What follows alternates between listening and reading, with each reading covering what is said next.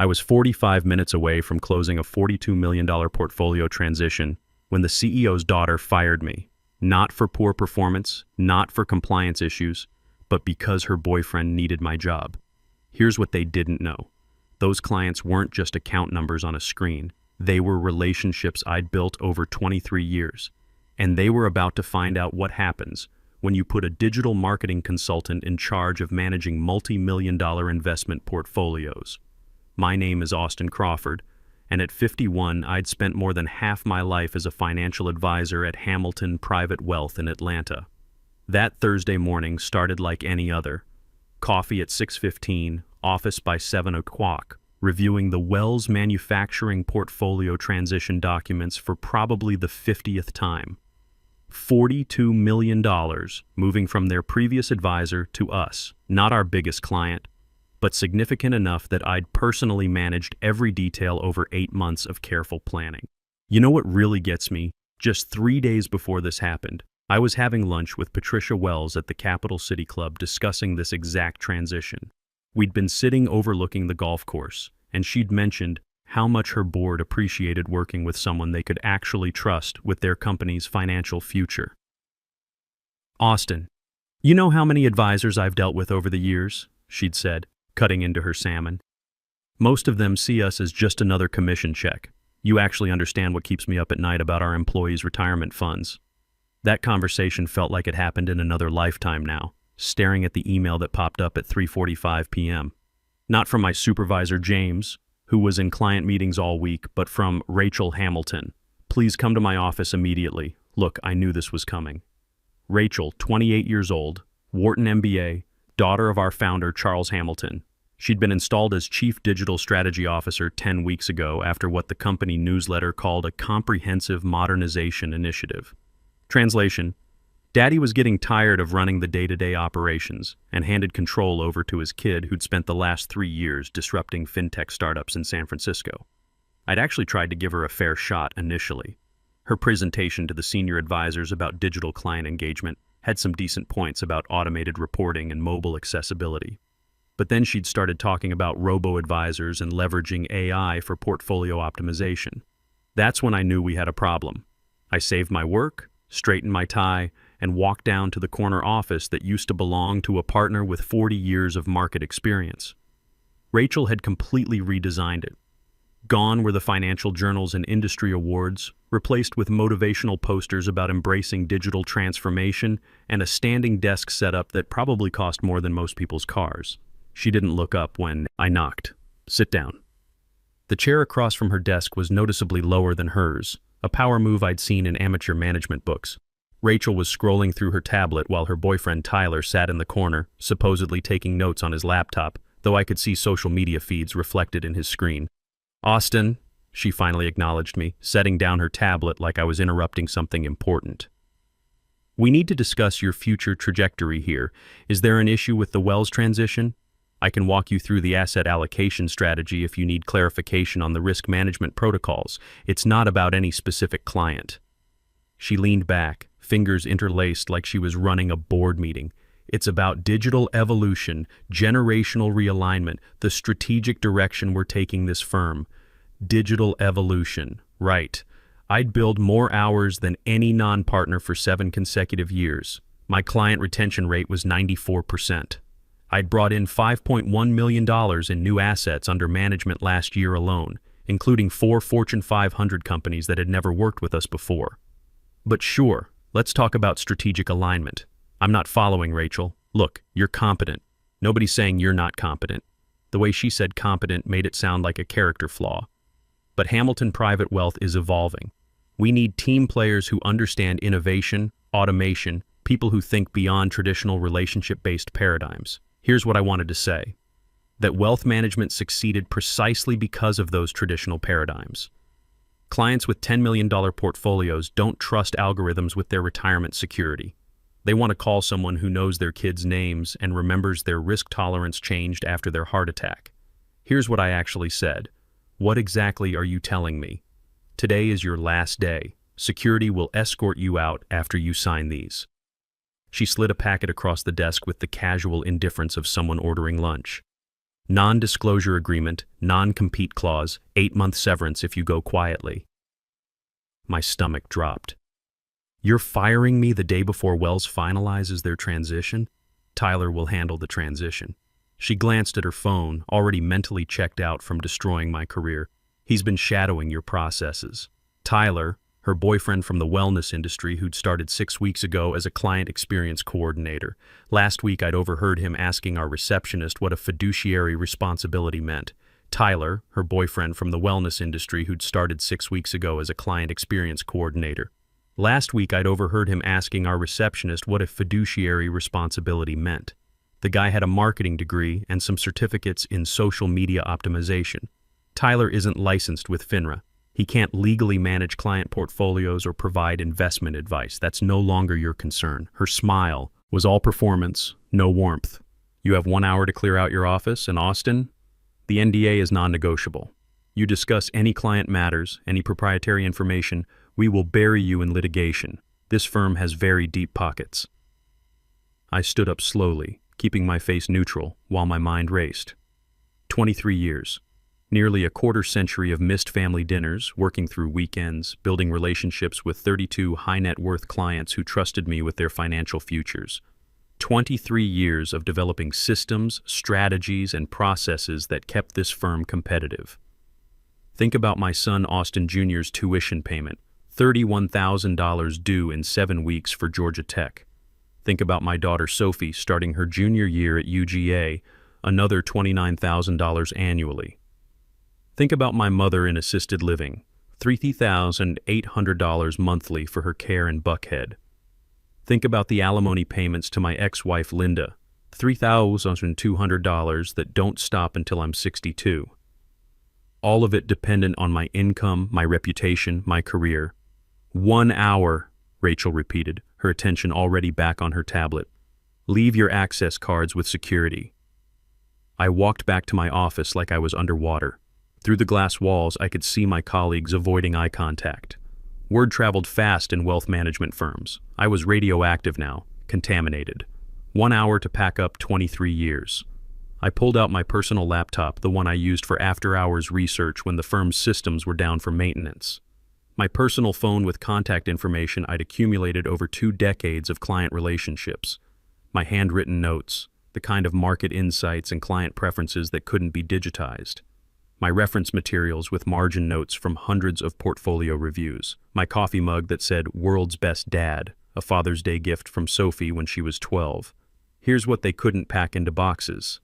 The relationships I'd built, the personal cell numbers in my phone, the trust earned through countless hours of careful planning and crisis management, the industry knowledge accumulated over nearly 25 years of market volatility, economic downturns, and client hand-holding through every major financial crisis since the dot-com crash. As security watched me fill cardboard boxes, I thought about Patricia Wells, about how her CFO had specifically requested me after I'd helped them navigate the 2020 market crash without panic selling, about how she'd invited me to her son's wedding last summer, about how she had no idea that tomorrow her $42 million portfolio transition would be handled by someone whose biggest financial experience was optimizing Instagram ad spend for yoga studios. I signed the papers, took my boxes, handed over my access cards. But as I walked out of Hamilton Private Wealth for the last time, past the marble lobby with portraits of 3 generations of Hamilton advisors, I wasn't thinking about what I'd lost. I was thinking about what they'd forgotten I still had. And about next Tuesday's Atlanta Financial Planning Association meeting at the Commerce Club, where 52 of the most successful wealth managers in the Southeast would be very interested to hear why Austin Crawford was suddenly available for new opportunities. I sat in my home office at 5:15 p.m., still wearing my suit, staring at those cardboard boxes like they might explain what had just happened. The house felt too quiet for a Thursday evening. Austin Jr. was back at Georgia Tech for fall semester, and Sophie was at her mother's apartment for the week.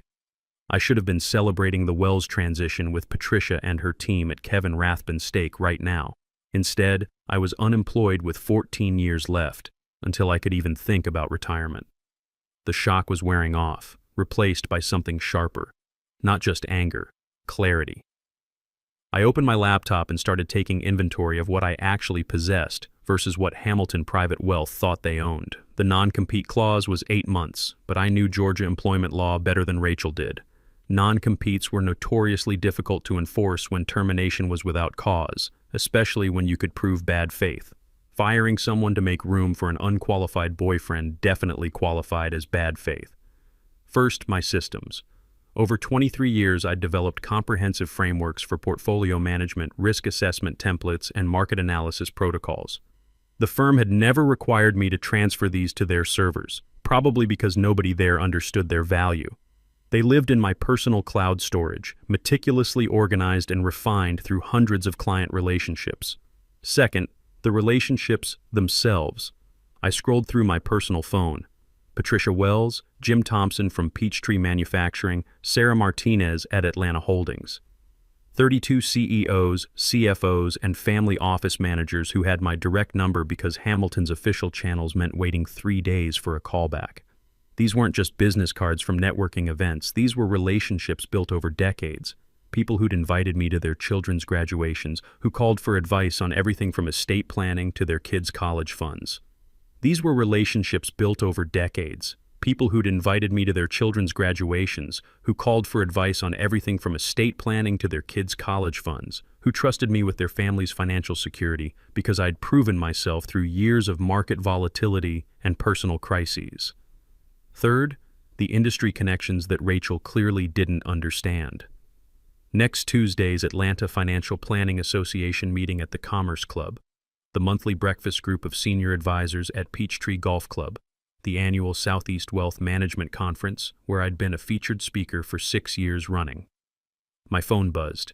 Tony Rodriguez, my former colleague, texting from inside the firm. Heard what happened. Emergency. Partners meeting Monday. Rachel announced Tyler will transition into senior advisor role. This is insane. I didn't respond. The NDA was vague about personal communications and I wasn't taking chances. But Tony's message confirmed what I suspected. Panic was setting in. I spent the weekend researching and planning. By Sunday night, I transformed my dining room into a command center. 23 years of accumulated knowledge spread across the table. Not client files, those belong to Hamilton, but my personal methodologies, my market analysis frameworks, my risk management protocols, the intellectual infrastructure that had made me indispensable. Monday morning, I created a new email address, acrawford.wealth.consulting. Not a competing firm, just a professional presence. Updated my LinkedIn to independent wealth management consultant, portfolio strategy and risk management. No mention of Hamilton Private Wealth, no violation of any agreement. Then I waited exactly 30 days. That was crucial, showing good faith, proving I wasn't rushing to violate my agreements. During those 30 days, I watched from the sidelines as Hamilton Private Wealth began to implode.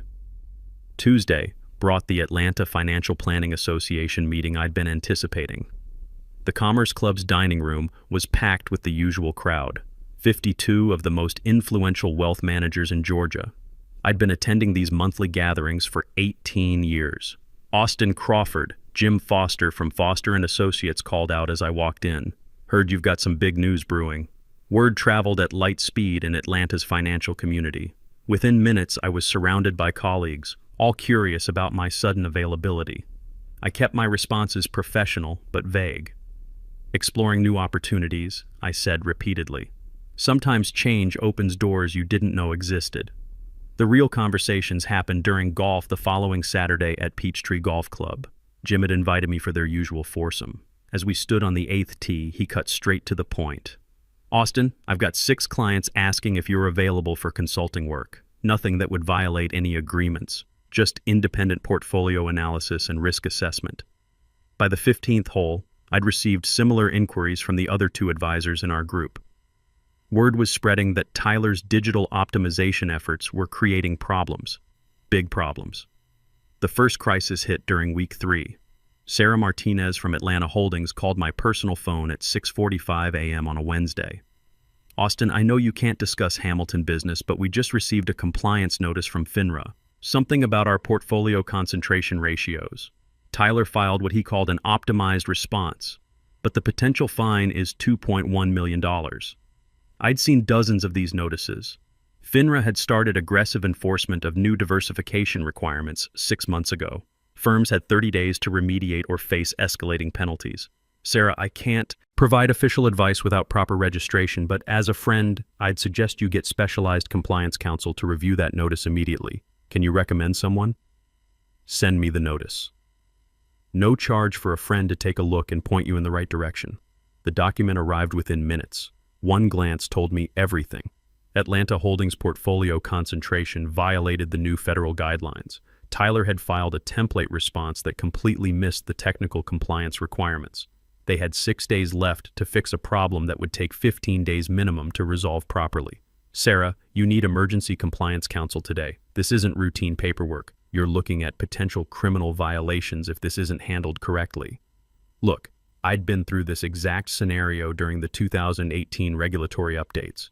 I knew the difference between a minor filing issue and a company-killing compliance nightmare. This was the latter. By Thursday of week 4, I'd received similar calls from 11 other clients. Each crisis followed the same pattern: complex regulatory issues, Tyler's incompetent responses, millions in potential exposure. Here's the thing. These weren't accidents. Tyler genuinely believed that automated software could handle FINRA compliance. He'd actually told one client that their risk management protocols were legacy thinking that needed digital disruption. Week 5 brought the call I'd been expecting. Patricia Wells, her voice tight with controlled frustration. Austin, the Wells transition completed, but there's a critical compliance issue. Tyler missed a new SEC reporting requirement that went into effect last month. We're looking at a $3.2 million liability that should have been identified during the transition process. Our board is demanding answers. The reporting requirement, a new SEC rule that had gone into effect 3 months ago. I'd flagged it in my personal transition notes, but those notes were in my files, not Hamilton's system. Patricia, I can't discuss specifics about your account, but after my restriction period ends next week, I'd be happy to review your situation as an independent consultant. Would Foster & Associates be interested in representing us? Foster & Associates, the boutique firm that handled sophisticated wealth management with a fraction of Hamilton's overhead. Jim Foster had been trying to recruit me for years, usually over drinks at the Capital City Club. I think they might be very interested in discussing your needs. The 30-day mark hit on a Friday.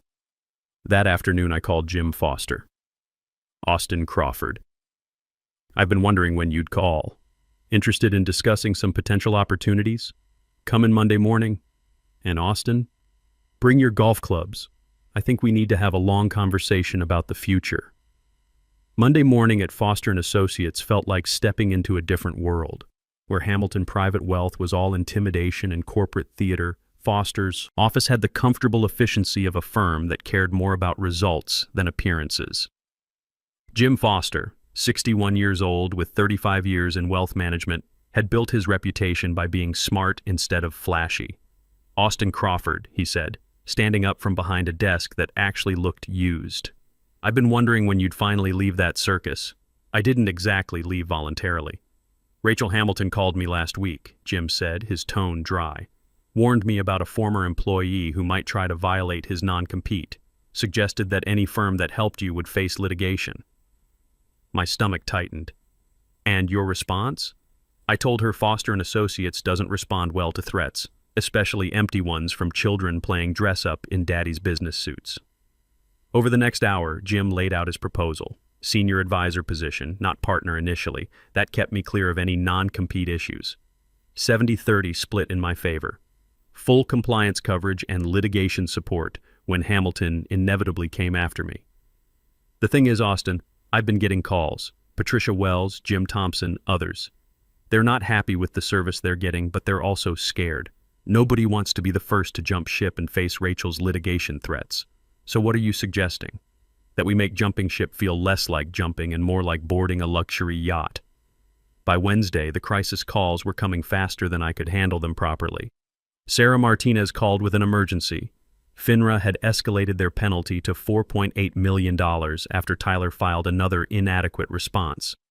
Sarah, I can't represent you while I'm still bound by agreements, but I know someone who can help immediately. Can you work with them starting Monday? Yes. Thursday brought the call I'd been expecting but dreading. Charles Hamilton himself, Austin. The voice was older than I remembered, strained in a way that made me think he'd been getting similar calls all week. "We need to talk. Mr. Hamilton, how can I help you?" "You know exactly how. My firm is hemorrhaging clients. 18 companies have terminated their advisory agreements in 4 weeks. This has to stop. You know what really got me?" He actually sounded surprised. "Sir, those companies made their own decisions about financial representation. I haven't solicited anyone. Don't insult my intelligence. This is coordinated. This is revenge." I thought about Rachel in her standing desk setup, about Tyler playing on social media while portfolios collapsed, about 23 years of loyalty repaid with humiliation. "Mr. Hamilton, this is consequences. Your daughter replaced me with someone who thinks portfolio management is automated software." A long pause. When he spoke again, his voice was smaller. "I'll handle Rachel. Come back. Name your terms. Full partnership, your own division, whatever you want. It's too late for that. It's never too late. I built this firm from nothing in 1983. I won't watch it die because of my daughter's mistakes." For a moment, I almost felt sorry for him. Charles had built something impressive over 40 years, but he'd also made the choice to step away and leave it in incompetent hands. "I don't want anything from you, Mr. Hamilton. I just want to practice wealth management competently for clients who deserve better than what they've been getting." By Friday afternoon, Jim was grinning like a man who'd just won the lottery. 25 companies have either terminated Hamilton or requested proposals from us. 25 out of how many total clients? 32 total clients. "Austin, I've been in this business for 35 years. I've never seen anything like this. It's not just that they're leaving Hamilton, they're specifically asking for you by name." The call that ended everything came on a Tuesday morning 14 weeks after Rachel had fired me. I was in my new Foster & Associates office when my assistant knocked. "Mr. Crawford, Channel 2 wants a comment. Hamilton Private Wealth just filed for Chapter 11 bankruptcy protection." I turned on the conference room TV. The anchor was mid-sentence. "Confirm that the 40-year-old wealth management firm has filed for emergency reorganization after losing approximately 78% of their assets under management over the past 4 months." The screen showed Rachel Hamilton outside the federal courthouse, flanked by crisis management lawyers. She looked nothing like the confident MBA who'd fired me 14 weeks ago. Dark circles under her eyes told the story of someone who hadn't slept properly in weeks. "No comment," she repeated to reporters, but one journalist persisted. "Ms. Hamilton, is it true that unlicensed staff were managing multi-million-dollar portfolios?" Rachel made the critical mistake of trying to defend the indefensible. "This is a coordinated attack orchestrated by competitors. Who are you referring to?" "Austin Crawford, the advisor we terminated 14 weeks ago. She'd just confirmed on live television that my firing had been strategic rather than performance-related, undermining any remaining legal claims they might have had." Jim Foster appeared in my doorway, shaking his head. "She just made her lawyers' jobs 10 times harder." 8 months later, I stood in my permanent corner office at Foster & Associates. I'd made partner after successfully transitioning 25 former Hamilton clients to our firm. Tony Rodriguez was across the hall as a senior associate, handling compliance with his usual precision. My phone buzzed with a text from Austin Jr. "Dad, made Dean's List again. Thanks for showing me that setbacks can become comebacks." Another from Patricia Wells. "Austin, the board approved our nomination of Foster & Associates for Wealth Manager of the Year. Well deserved." At 51, I wasn't just surviving my mid-career crisis. I was thriving because of how I'd handled it. The golf games with clients at Peachtree continued. The monthly Atlanta Financial Planning Association meetings remained productive. The relationships built over 23 years had proven more durable than any single firm's letterhead.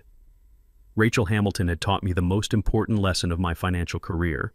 Competence and relationships matter more than automation and disruption. When someone shows you who they really are through their actions, believe them. Sometimes that meant letting the incompetent destroy themselves while you focused on building something better.